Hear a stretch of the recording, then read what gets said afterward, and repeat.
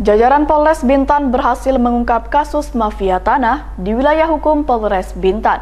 15 orang ditetapkan menjadi tersangka, diantaranya kepala desa dan antek-anteknya. Pengungkapan mafia tanah terbesar di era kepemimpinan Kapolres Bintan AKBP Tidar Wulung Dahono ini menjadi pertanda sekaligus peringatan bagi para mafia tanah di Bintan. Para tersangka kasus mafia tanah ini digelandang di Polres Bintan. 15 orang tersangka berperan masing-masing pada 3 objek tanah di 3 lokasi berbeda, mencapai lebih kurang 35 hektar dengan kerugian korban 4,5 miliar rupiah. Kasus tanah pertama di daerah Bukit Batu, Desa Bintan Buyu. 4 orang pelaku berinisial SD, AK, MA, dan H. Kedua di Kampung Tiram, Desa Bintan Buyu dengan tersangka masing-masing S yang merupakan kepala desa, serta RC dan MI yang merupakan perangkat desa, termasuk 5 orang warga biasa diantaranya AK, JI, SD, MD, dan AD. Ketiga wilayah Lobam, 3 tersangka berinisial RP, CG, serta HP. Akibat ulah para tersangka yang memalsukan surat tanah tersebut berbuntut pelaporan tidak bisa menaikkan status surat tanah ke sertifikat karena tumpang tindih. Di hadapan polisi, sang kepala desa mengaku telah menerima sejumlah uang usai penandatanganan surat-surat tanah yang telah dipalsukan.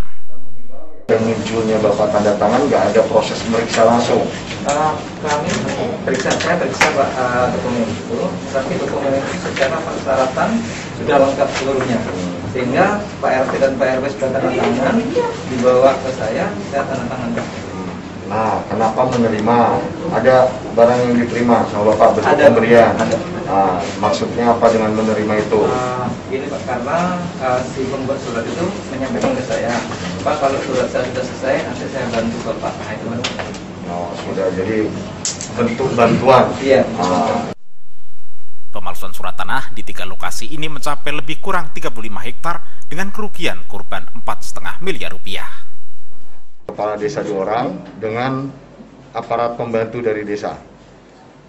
Itu peran-perannya masing-masing ada, sudah sedang kita proses tindak lanjuti ke penyidikan. Kategori untuk kegiatan pengungkapan kasus mafia tanah ini karena yang bersangkutan secara sendiri ataupun perorangan berusaha memiliki lahan yang bukan haknya, kepemilikan orang lain sebagai pelapor kita. Dan itu ada di 3 tempat. Kurang lebih untuk di total lahan 35 hektar. Untuk 35 hektar di 3 tempat.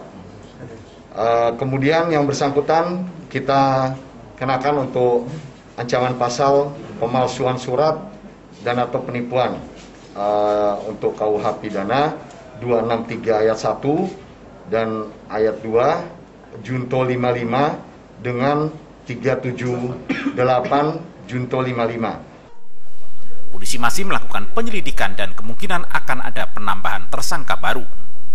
Atas perbuatannya para tersangka dijerat pasal 263 Junto pasal 55 KUHP serta 378 Junto pasal 55 dengan ancaman hukuman 8 tahun penjara.